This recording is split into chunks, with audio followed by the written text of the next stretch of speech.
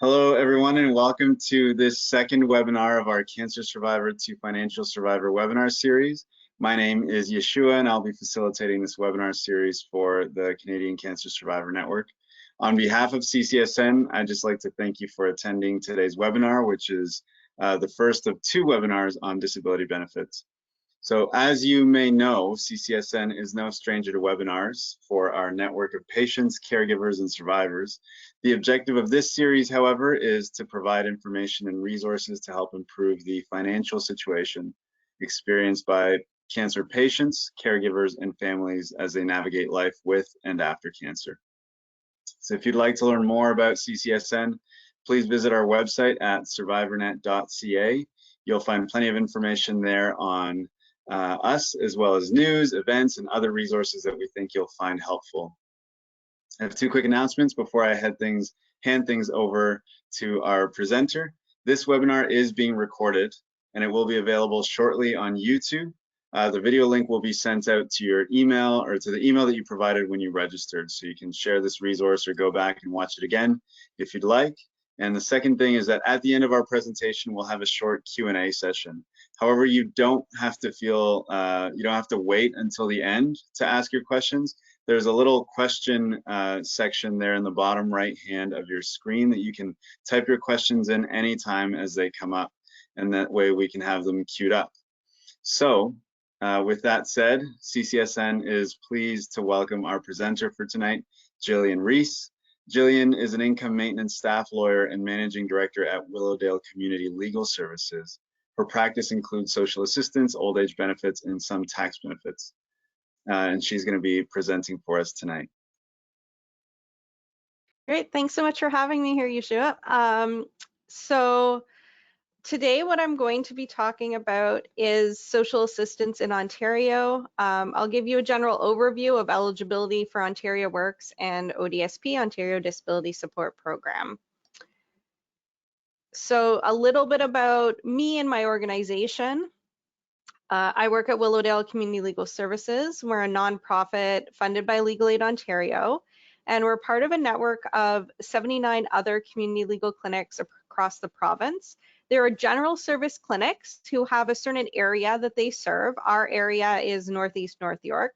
And there's also specialty clinics that focus on either certain areas of law or certain groups like the Income Security Advocacy Center and the Black Legal Clinic. My legal clinic focuses on housing and tenant rights, social assistance, some employment, government benefits, immigration, as well as some consumer and debt. That varies amongst the clinics, but most clinics do tenant rights and social assistance. Like most legal clinics, we aim to be accessible and inclusive. That includes being able to provide interpreters, off-site visits if necessary, and providing accommodations for people's disabilities. We assist everyone regardless of their immigration status, and we work with other organizations to try to support our clients. Me specifically, as Yeshua said, I'm one of the income maintenance lawyers here. So I became involved in this presentation because I co-chair a group of legal clinic caseworkers who work on social assistance issues in the Greater Toronto area. And I have also been involved in legal clinics kind of almost across the province, at least in the east end of the province. I also like to begin my presentations with a land acknowledgement. So as you know, we provide free legal services, representation, advice, and policy reform to low-income communities in Northeast North York. I acknowledge that the land that I work from has been the site of Indigenous relationships, governance, and culture since time immemorial. It's the traditional territories of the Huron-Wendat, Anishinaabeg, Haudenosaunee Confederacy, and most recently the Mississaugas of the Credit River First Nations. These nations care for this land through the One Dish with One Spoon Wampum Belt Covenant, an agreement to peaceably share and care for the land and its resources. This area is now home to many Indigenous nations from across Turtle Island, including the Inuit and Métis. Today, Treaty Number 13 binds settlers and Indigenous nations together to the land that we call Toronto. Willowdale Community Legal Services, which includes its staff and its board, are mindful that as an organization, we're working within and part of a legal system, and that system has been created and continues to be used by settlers as a tool of colonization and oppression of Indigenous peoples. We're also mindful that doing a land acknowledgement is not enough. Actions speak louder than words, and we're committed to engaging with Indigenous communities in an effort to remedy the wrongs perpetuated by and within our legal systems. We continue to learn and analyze Canada's history with Indigenous people and the modern day effects of that history. In particular, today I'm talking about social assistance, and social assistance is created and administered by a government that continues to contribute to the oppression of Indigenous people. In fact, it's been used as one of the tools to monitor, criminalize, and keep in poverty many people, and this has a specific and particular detrimental impact on Indigenous individuals and communities. I come with respect and obligation for this land, as well as the histories and truths of Indigenous peoples who have and do reside here. I also like to point out in every presentation that I am giving general legal information, not advice, and I cannot answer questions specifically related to a case. I can only give you general information. If you do need information, legal advice about your specific situation, I encourage you to contact your local legal clinic. You could call Legal Aid Ontario to do that, or you can go to the website listed on this slide and type in your postal code. They'll tell you your local clinic. If all else fails, call my clinic. We'll figure it out for you. We'll pass you on to the right people. So I've divided the presentation today into two parts. In the middle, I do have time for questions. I know you're able to type questions throughout, and if I can answer some in the middle, I'm happy to. I'm happy to also answer questions at the end. The first part, I'll be talking about what the social assistance programs are, the benefits and general eligibility. The second part, I'll be talking about how you challenge negative decisions and a modernization process that's currently underway.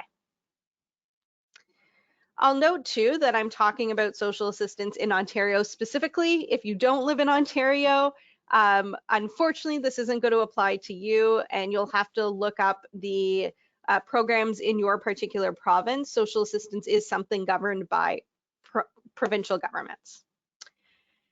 So it's important to talk about income, benefits, and financial equality because it does have a great impact on health. And there's this quote from Dr. Richard Massey in the study linked here. Those affected by social inequalities in health experience more health problems because they are exposed to greater risks much earlier in life. If we can act upon these inequalities early on, we can influence the health of the individuals over a long period of time. And so the programs we talk about today aren't just about basic financial needs, it's about the health of individuals and communities. A general idea of what social assistance in Ontario looks like. It's basic financial assistance for something called a benefit unit. So it's not for an individual single person necessarily. If that person has a spouse or a partner, then they're included in the benefit unit. And if they have any dependents, usually children, but sometimes young adults, they're also included. That means that those people's income and assets are included, and I'll get to what that means in a bit. But also that the benefit unit receives money for the additional folks as well. There are two programs. One is called Ontario Works, which most people refer to casually as welfare. And that's for people who have limited or no income and are able or ready or will be in the near future able and ready to participate in job-related programs. So that's things like English language classes, or skill building workshops, resume workshops, or other programs associated with finding employment. The second program is ODSP, Ontario Disability Support Program, and that's a program for people who have disabilities, health conditions that are going to last a year or more. And there's certain other people who also qualify who don't need to have disabilities. We're not going to get into that today. Both of these programs are funded by the province, like I said earlier, and they're also governed by provincial legislation. That said, currently, ODSP is administered by the province through the Ministry of Children, Community and Social Services, but Ontario Works is administered by municipalities. So the province gives the money to, for example, the City of Toronto, and they're the ones who run the Ontario Works program. How's it decided how much money you get from these programs? Well, the first one is the benefit unit size. So as I mentioned, sure, if you're an individual, you don't live with anyone else, you get benefits for one person. But if you're a couple, that could be a married or people just living together for more than 3 months who are in a relationship.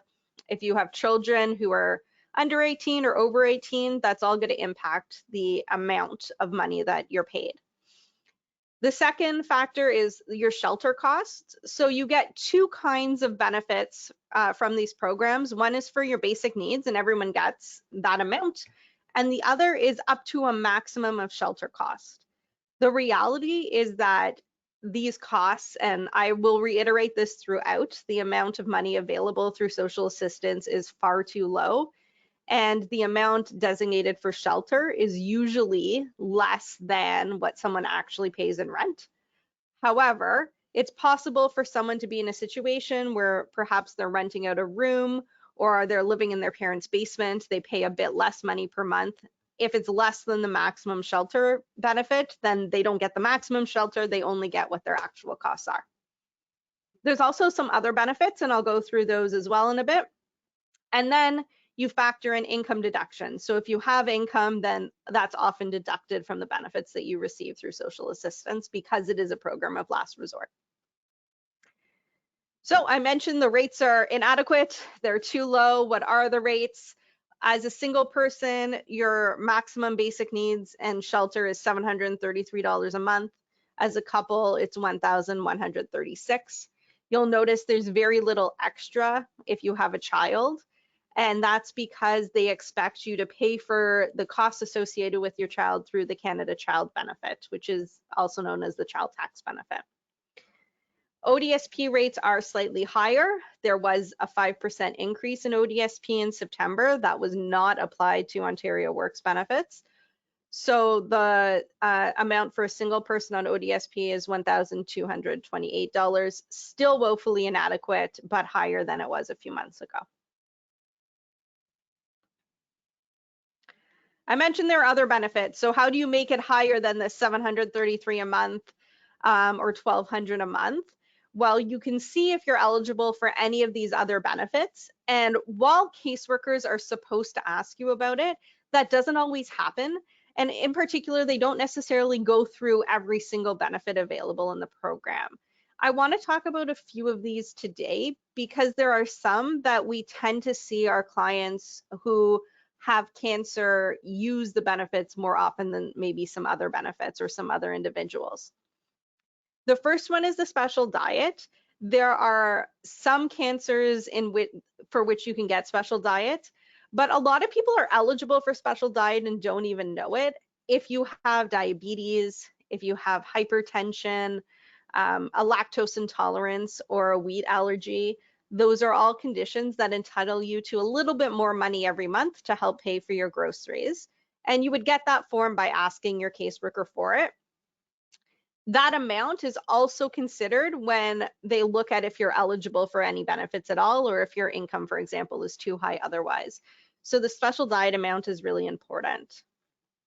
The second benefit is the mandatory special necessities. And this is really broad. What is mandatory special necessities? It can be anything from medical transportation to diabetic and surgical supplies. And the definition of surgical supplies is pretty broad because it's not defined specifically in the legislation. The tribunal's been pretty fair at opening that up and providing people with supplies that they need for their health. I'll note the medical transportation specifically because there's a form the doctor fills out in order to receive it. You have to have more than $15 in any individual month of expenses, transportation expenses, in order to get the benefit. And once you hit that $15, social assistance will pay for any transportation that's verified by a medical practitioner for that month. So that could be going to doctor's appointments, going to the hospital, going to chemo, going to dialysis, physiotherapy. all of those appointments can count towards that cost and be paid for by the government. In particular, it's important that doctors check off what sort of transportation you're able to take or you need to take. And so some doctors automatically check public transportation, but if you feel that given your current health, you need to take a taxi, it's important to talk to your doctor about that, because the cost of paying for a taxi for many appointments a month could be covered by the government. What happens in some municipalities is you get your receipts and you get reimbursed for that. And in others like Toronto, you end up getting a taxi kind of file set up with a taxi company. ODSP or Ontario Works provides the taxi company with a list of locations that you're allowed to go to, and the taxi company will take you from home to any of those locations whenever you need it, as long as this account is open. So I highly encourage anyone who's receiving Ontario Works or ODSP, if they have more than 1 or 2 medical appointments a month, to really look into if they ought to be eligible for the mandatory special necessities benefits, because they can add up to quite a bit of money every month. Of course, something that comes with everyone who's receiving Ontario Works or ODSP is prescription drug coverage. It's not every medication that exists. It's not over-the-counter medications, but there's a fairly large number of medications that are covered by this program. It's the same coverage that a senior would get once they turn 65 in Ontario. There are also some vision and dental care. There's more of this if you receive ODSP than Ontario Works, and it is quite limited in a lot of ways, but something to point out that is covered. And if someone's receiving assistance and then plans on going off in the near future, I always say look into your vision and dental benefits, see if there's anything you need. You may as well get that covered. There's assistive devices, employment participation benefits. There's a few of those. There's benefits for people who aren't eligible for the Canada Child Benefit. As I told you before, that's supposed to cover the cost of raising a child, as well as a number of discretionary benefits, like benefits that help you pay for last month's rent, for example. So we're going to talk a few areas about how someone becomes eligible for social assistance. The first one is income. So Ontario Works and ODSP are programs of last resort, and what that means is that you need to exhaust all other financial options first before you receive Ontario Works or ODSP. So the government expects you to go to any other government or private or family options before you end up receiving social assistance, and before, as the government would say, the taxpayers help pay for your expenses. Most income that you receive from these other sources are deducted dollar for dollar. So what that means, a common example, is someone receives Canada Pension Plan disability benefits and they receive $1,000 a month. That $1,000 is deducted directly from their ODSP benefits.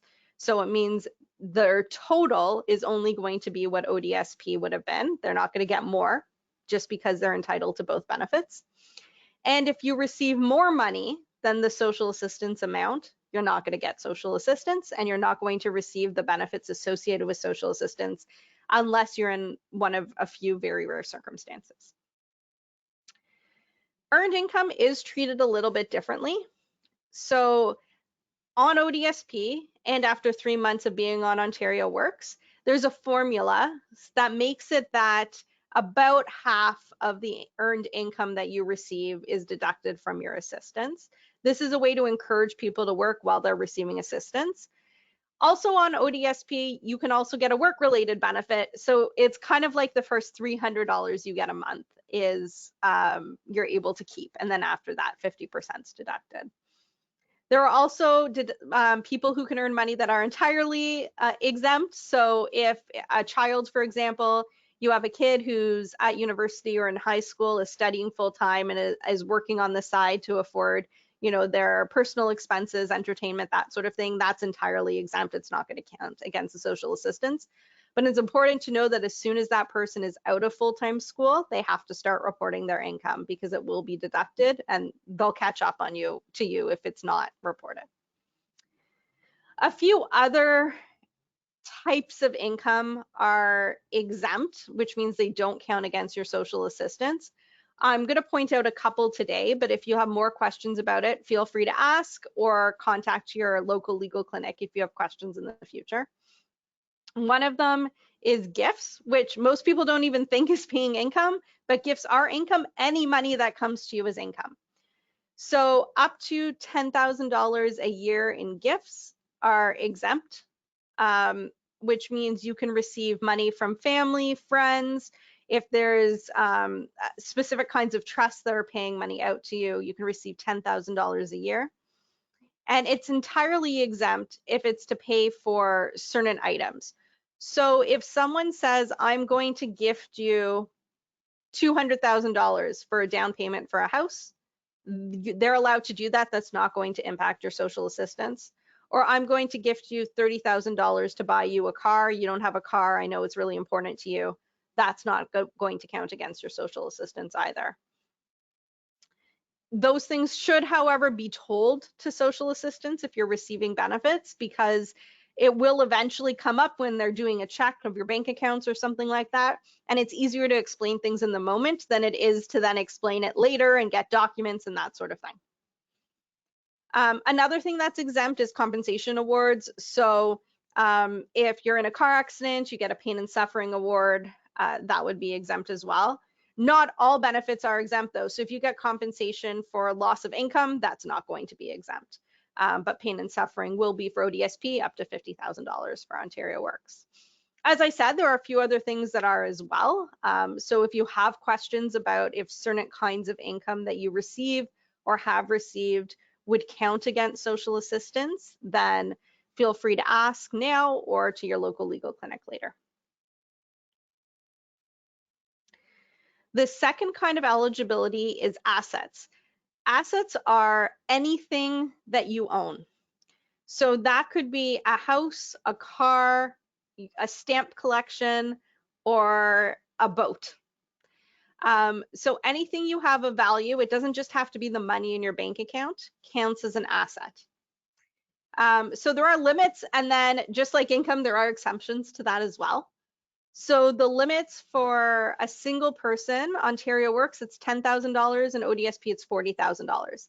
And what that means is if you have non-exempt assets that are worth more than that amount, you cannot receive social assistance until you've used that up. So used up those resources to be below the amount. An example might be that someone has $50,000 left in the bank and they're like, oh gosh, like I don't think I'm going to be able to return to work. My disability is preventing me from doing it. I'm going to apply for ODSP now. ODSP will look at your application and they'll say, oh, you have $50,000 and you're a single person. You have to spend $10,000 before you can start receiving ODSP benefits. You could also put money or have money in something that's exempt, and then that's not going to count against your limit. The major thing that's exempt is the home you live in. So you can own a house worth $1.5 million, however much money, you know, housing in Ontario is very expensive now. They're not going to count that against your asset limit. They're not going to make you sell your home so that you spend all that money before you receive social assistance. Certain business assets are also exempt. There are limits on that. For every benefit unit, so not individual, but for every benefit unit, a motor vehicle is exempt. And additional motor vehicles would be exempt if they're necessary and they're less than $15,000. So if a family, for example, has a child who's working or a partner who's working part-time and a partner who needs a car to get to medical appointments, you could argue, well, we need both of these cars. And so they both should be exempt because they're necessary for our activities. There's also certain funds that are exempt. Registered education savings plans are, registered disability savings plans. For RRSPs and pensions, only if they're locked in. So most RRSPs are not locked in. What that means is that you have a penalty if you cash it, but you are able to cash it. Those are not exempt. They expect you to spend them before you start receiving social assistance. But if it's the type of fund that you can't access until you're a certain age, they obviously can't count that against you because you're not able to use that to survive. One of the things that people do is they sometimes put a little bit of cash in a prepaid funeral in order to be able to use up if they have a little bit over the asset limit, because that's also exempt. And the final one is funds held in trust if they're not accessible. So that's something that's usually set up in a will. If someone is has a person in their lives who has a disability, they would set up something called a Henson trust in their will. And what that trust does is it says this money is for this person, but that person has no control over how it's given to them or spent on them. Someone else, the trustee, has all of that control. And if that's the case, if that's how the fund is set up, the recipient or the beneficiary doesn't have any control over it, then it's not going to count against them because they don't have control over being able to spend it on their daily expenses.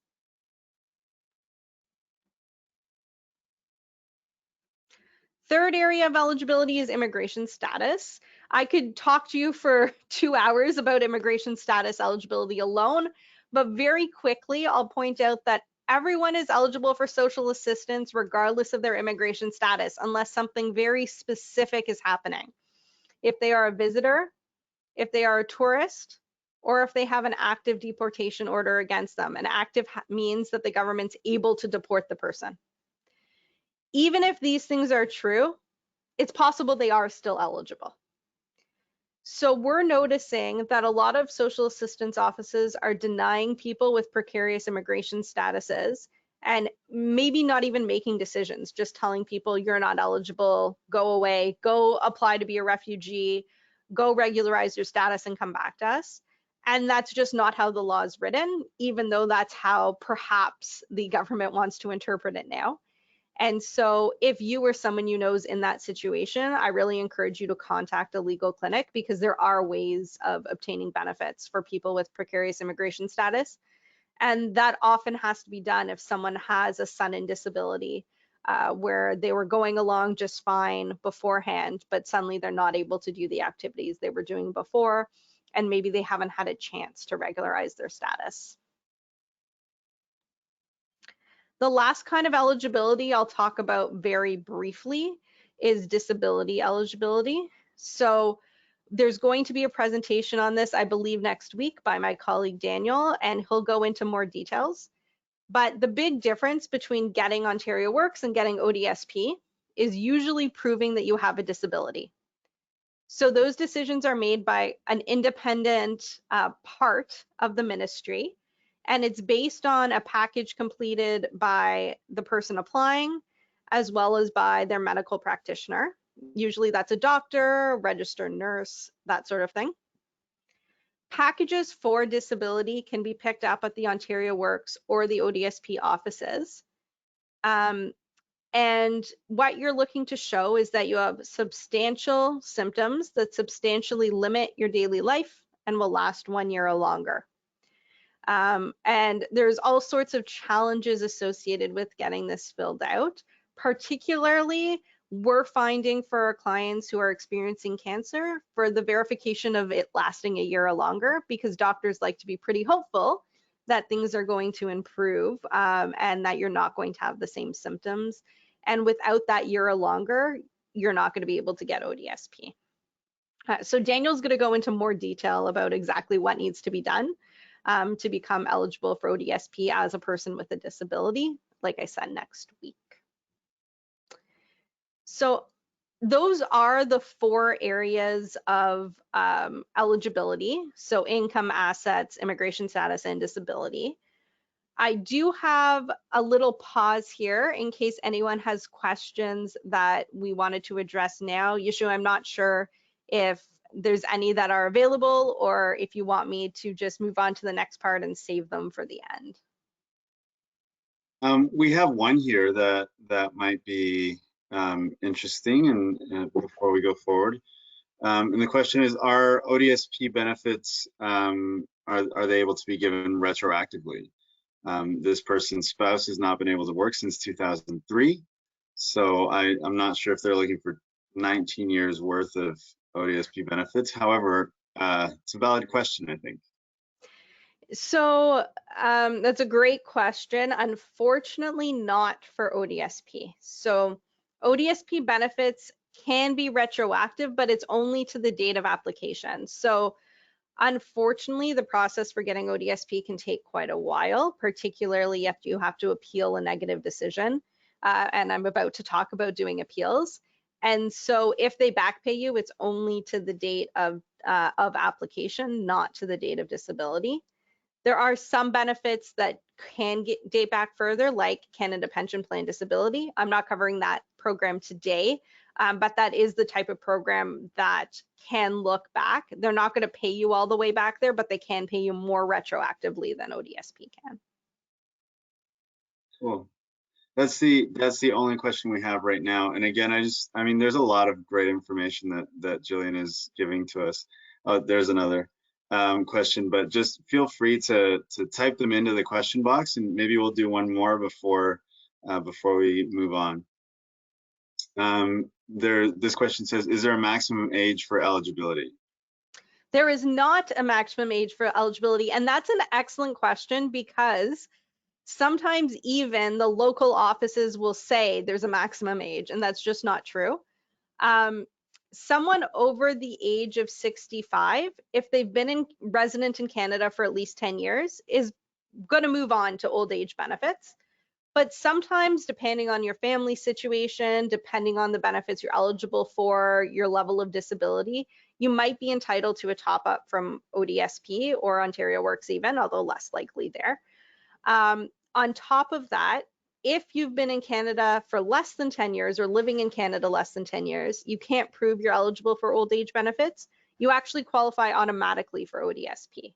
You don't have to prove that you have a disability. You still need to prove financial need, but not that you have a disability.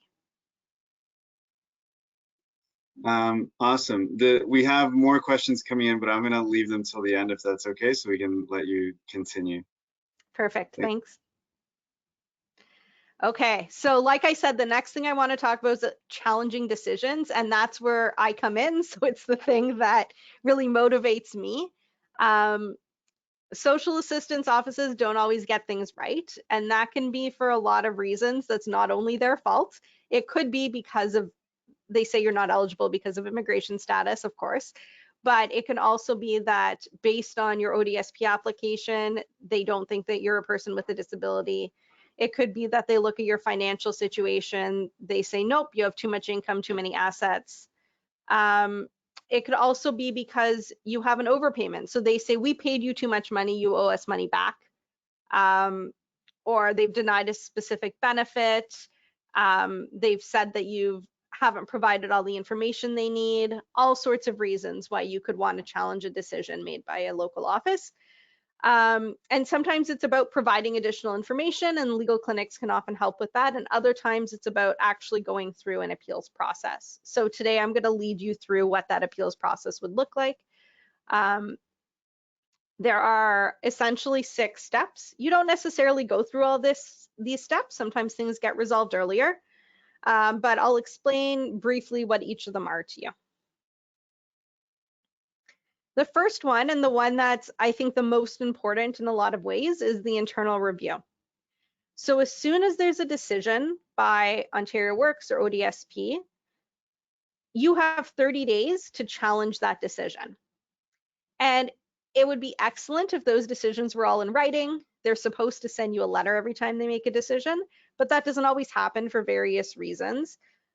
Sometimes it's a decision that you're not eligible for something, or the way they're going to deduct income is a certain way, and you look at your benefits and you say, this seems wrong. And other times you just get an explicit decision that says, here's our decision. If you disagree, here's what you do. Either way, you have 30 days to challenge that decision in writing. So you can technically do it orally. I don't recommend doing that because you have no proof that you did it. If you send a letter, you keep a copy of the letter. If you fax it, perfect, you have a stamp, it's fax. I know lawyers are living in the past. We still send a lot of faxes. You can also send an email. You'll get an email, you'll have proof that you sent that email to say that you challenged the decision. If you're past the 30-day deadline, still challenge the decision, and maybe get some legal help about doing it as well. You can request an extension of time. The social assistance offices don't need to give you that extension. There are things that you can do if they don't give you the extension. But if you explain why you're late, often they will give you the extension, they'll give you the benefit of the doubt, and they'll make an internal review decision about that. I always recommend that people contact their local legal clinic to get advice or even assistance filing the internal review request, if at all possible. Even though it's just saying, I disagree with the decision and providing some reasons, sometimes legal clinics can give you tips on ways that it's more likely to be successful. And after you do that, the office has 30 days to respond to you. So you have 30 days to challenge the decision. They have 30 days to get back to you about what they're going to do about it. So they could uphold the decision. They could say, nope, we come to the same conclusion. They could reverse the decision and say, oops, we agree with you. Actually, we're going to proceed in the way that you want.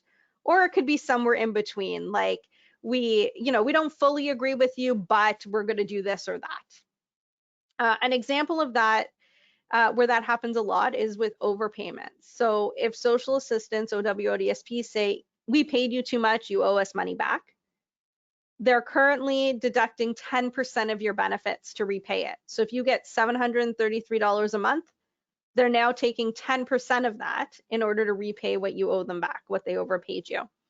But you can do an internal review request and you can ask for that amount to be reduced. And sometimes they'll agree to reduce it. Maybe they'll say, okay, we'll collect only 5% as an example. So they're not getting rid of it entirely, but they're doing a compromise. If you disagree with the answer still, and you filed your internal review request on time, then you can appeal. Discretionary benefits, there's no right to appeal to the Social Benefits Tribunal. And you have to do something called a judicial review. That's a complicated process. So I'm not going to get into that today. But the big kinds of decisions that aren't discretionary, like if you have a disability, if you owe them money, how they're deducting your income, if you're eligible, all those things are decisions that the Social Benefits Tribunal can deal with. The Social Benefits Tribunal is independent. They're not part of ODSP. They're not part of Ontario Works. They are part of the provincial government, though. And they have an adjudicator who's like a judge who gets to make a new decision about whether or not social assistance was right or wrong in the decision that they made. So doing an appeal is actually quite simple. There's a form you fill out, you submit the form, and then you get a hearing date. Leading up to that hearing date, there's a lot of things that are going to happen, including maybe having basically a mediation session. It's called an early resolution, submitting additional evidence, submitting legal arguments. Again, those are all things that a legal representative can help you with, and I recommend going to a legal clinic. But it's not necessary to have a legal representative. The system's designed to be one that a regular person is able to go through on their own if they need to.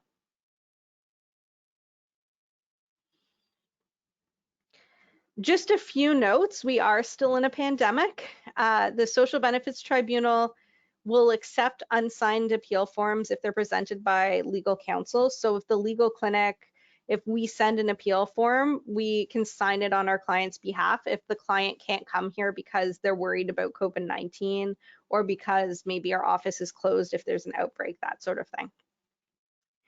Hearings used to be in person, so you would have a Social Benefits Tribunal hearing in person where you would be face-to-face with the tribunal member making the decision. That's all changed. The tribunal switched to a video conference telephone model. Originally, this was done because of the pandemic, but we're being told that this is permanent.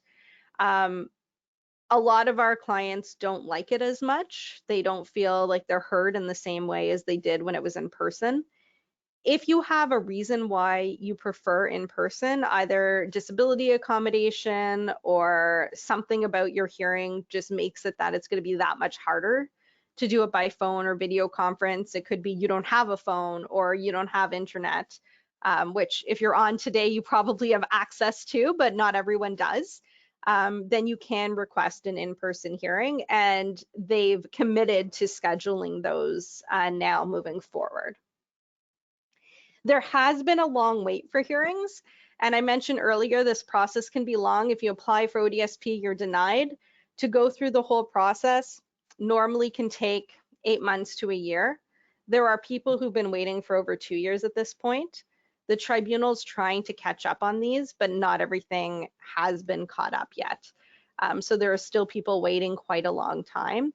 Again, I recommend, if you're in that situation, getting some legal advice about it, because for some of my clients, it's been worth doing a new application, getting on, and then fighting about the retroactive benefits later, but at least getting the ODSP money to start.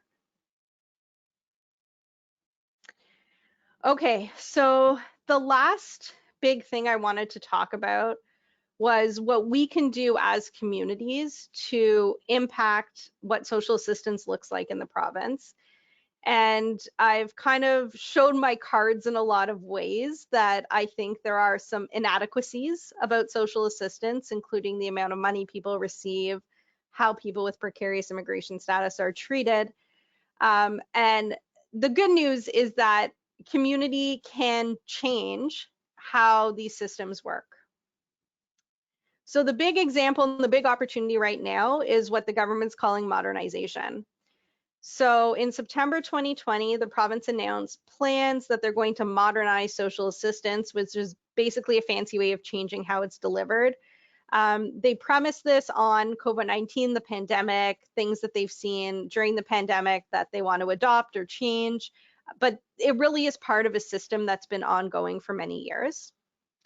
There are two main parts of modernization. The first one is transforming employment services, and that's separating employment supports from social assistance. So right now, if you're on Ontario Works or ODSP and you want to work, and a lot of people, if you're on Ontario Works, you have to try to find a job. But if you're on ODSP, maybe you think I can work part-time.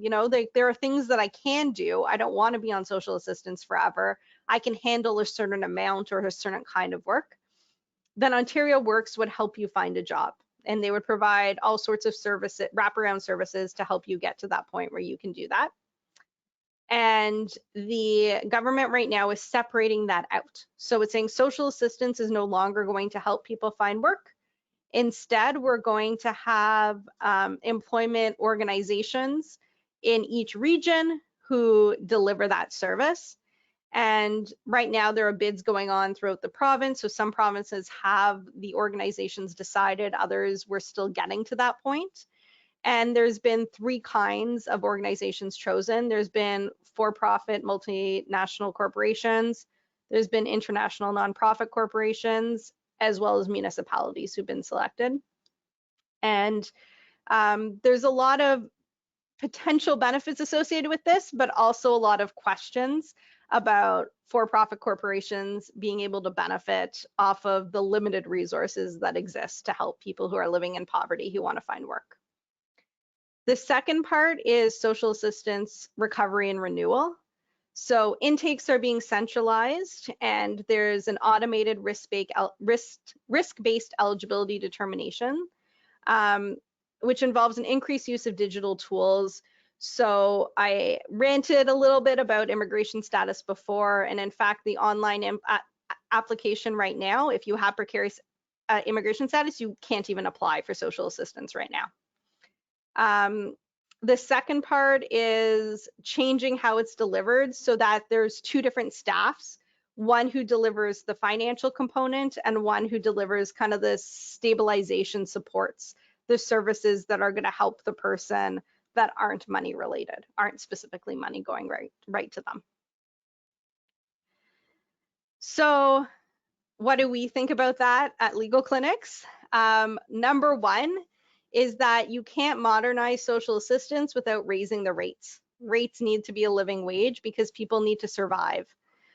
Someone who can't afford to eat, can't afford work clothes, can't afford a cell phone or paper to print their resume is not going to be able to find a job. And people who can't find a job still deserve to live with dignity. Given that everything's being modernized and digitized, there needs to be services for people who don't have access, either barriers to digital access, language barriers, technological barriers. Rejections are currently being made by a computer. So you apply online and a computer might decide that you're not eligible for social assistance and no one looks at it. Unless you challenge that decision, you're just not eligible.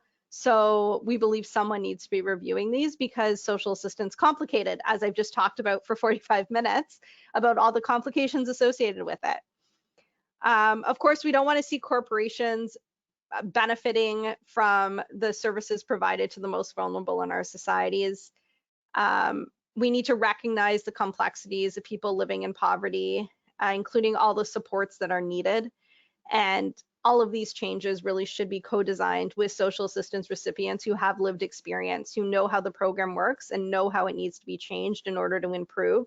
Modernization is not a bad thing, but it needs to be done with and not just on or for people who are receiving social assistance. So all that to say, I'll emphasize that advocacy works. And that's why we still have hope with this modernization project. Just some examples is that the provincial government had said they were going to cancel the transition child benefit and make it harder to get ODSP, make you have to have a higher level of disability to get ODSP. And the community challenged those decisions and said, you can't cancel benefits for children, you can't make it harder to get ODSP. And we're successful. The government backed down on those things and those benefits are still in place. There's other advocacy work that's been done, like not clawing back some of the federal benefits that were received during COVID. So advocacy is important and does make a difference. I've listed some campaigns here that people may want to be involved in that would help, either directly related to OW and ODSP or related to poverty benefits in Ontario. And I'll leave with any more questions that there were.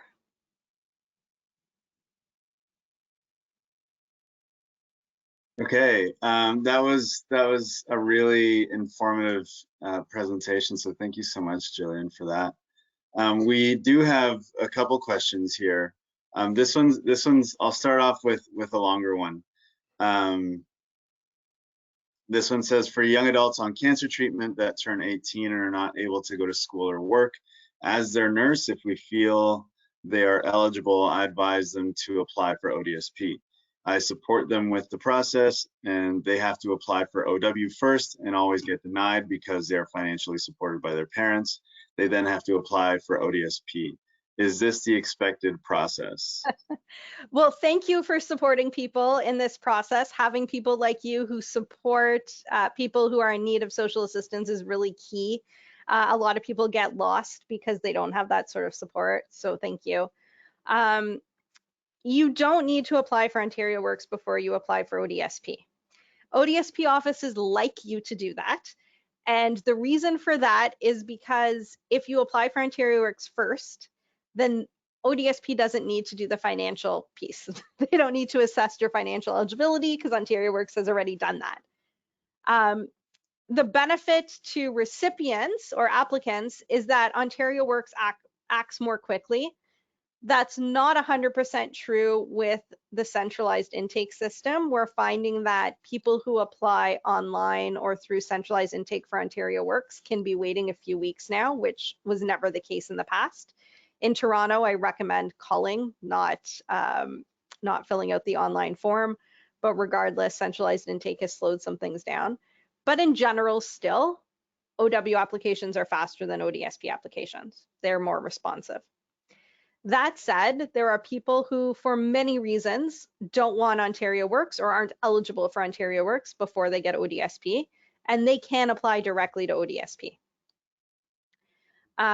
And if there's any pressure on that, I mean, you can push back, but you can also contact the local legal clinic and have them help you push back on that decision, they should be taking the application.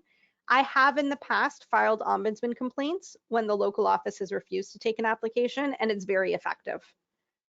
So if you talk to the local ODSP office, they refuse to take it, you call, ask to talk to a manager. If they still refuse to take it or the manager doesn't answer, you file an Ontario Ombudsman complaint and the application will be taken. It is true, however, that an 18-year-old is likely not considered to be independent, so likely not eligible for Ontario Works on their own, but eligible for ODSP on their own. That was a lot of information. I hope I answered that in a way that made sense to you and that answered what you were looking for. Yeah, that was great. And I mean, again, this is being recorded, so once the recording comes out, you can go back and watch it if you need a bit more clarification. One question here says, I mean, this might be a little bit out of your purview, but we have here, can you please list and describe federal disability benefits as well, or is that a topic for another day? So it ought to be a topic for another day. I don't know if there's a speaker speaking on that. I can briefly mention programs, but we don't have time today to go into all the details. So I mentioned earlier Canada Pension Plan Disability. So that's for people who've contributed to the Canada Pension Plan through their employment. And they've contributed, there's a certain number of years, 4 to 6 years, or depending on how long you've been working, and became disabled within a short amount of time after stopping contributing. And the level of disability for that is quite high. It has to be a severe and prolonged disability. So usually that means that you can't do any work at all, and it's unlikely that you're going to get better and be able to return to work. But it could be, there are exceptions to the length piece. There's also the disability tax credit. And the disability tax credit you apply through the Canada Revenue Agency, and there are 2 benefits associated with receiving it. One is a tax credit on your income taxes. So if you are working, you pay income tax, it can reduce your income tax burden. Or if someone's taking care of someone with a disability, then it can reduce their income tax burden. And the other is access to a registered disability savings plan, which gives a few benefits associated with it. It's kind of like our ESP, but for people with disabilities. And those are 2 big ones. There is, for example, a veterans disability benefit, and the federal government is currently looking at establishing their own disability benefit program. It's still in the works, it's very early stages, and it's unknown how that's going to impact social assistance in each individual province. So all of that is still kind of, we're watching, and some people at legal clinics are giving input. If you're interested in that sort of thing, I would contact your member of Parliament, because it could be really interesting to see how that program develops. Cool. And just to back that up, I think we are planning on having somebody speak on federal benefits in the new year. So you'll have to wait a little bit for that one, but yeah, that is definitely something that we are interested in covering in this webinar series as well. Another question says, I'm 70 years old, have breast cancer, have severe arthritis, am on CPP benefits and OA benefits. Am I eligible for ODSP or benefits as well? Unfortunately not, and the reason for that is your OAS, GIS, and CPP are going to be higher than any ODSP eligibility would be, unless you're in a very specific circumstance. So I have had some clients who they're 70, but they have a spouse who's under the age of 60, they have some children, and usually that's, you know, the male spouse is a male spouse is over 70 and a female spouse is under 60 and have children that are dependent still. Then it's possible to get a little bit of a top up from ODSP because their entitlement would be so high. But for the vast majority of people, if you're receiving old age, then it's very unlikely that there'd be any money in there for ODSP for you. That's great. Maybe we'll do one last call for for questions. If you have them, you can type them in now, and we have Gillian with us for the next few minutes.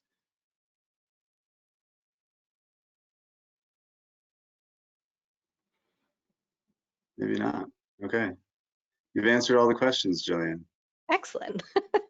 Well, if you think of any other questions, I will put my contact information on the screen. Like I said, you know, we can provide very quick general information to people and refer you to your local legal clinic if you're not in our specific area, Northeast North York. But feel free to reach out if you're not able to figure out who your local legal clinic is.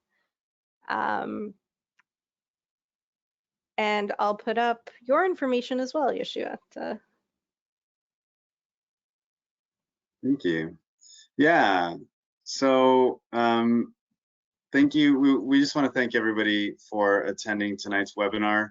Again, CCSN would like to give a huge thank you to Gillian Reese for an incredibly informative and insightful presentation, and for all the work that you're doing for the community in Northeast North York, specifically. And I've got a few questions coming in. Let's see what we got now. Will the slides be shared? Yes, the slides will definitely be shared. I was just coming to that part. Thank you. We will be sharing the slides as well as the YouTube link as soon as it comes out. So watch your inboxes for that.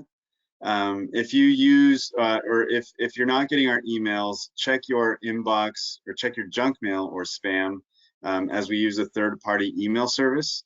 So check your spam folders, mark emails from CCSN as safe, or add us to your contact list to ensure they'll come straight to your inbox.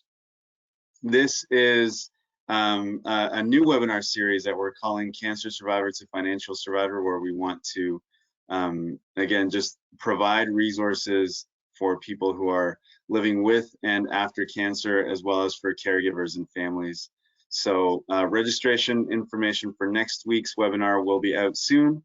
So watch your inboxes and social media feeds for that. All of our previous webinars are also accessible on demand through our website at survivornet.ca/webinars. So again, just thank you so much to Gillian and to you for attending tonight. We hope to see you again next week, when our guest Daniel will be sharing on more on disability benefits. Thank you, everyone, and enjoy your night. Thanks, Yeshua. Thanks, everyone, for attending.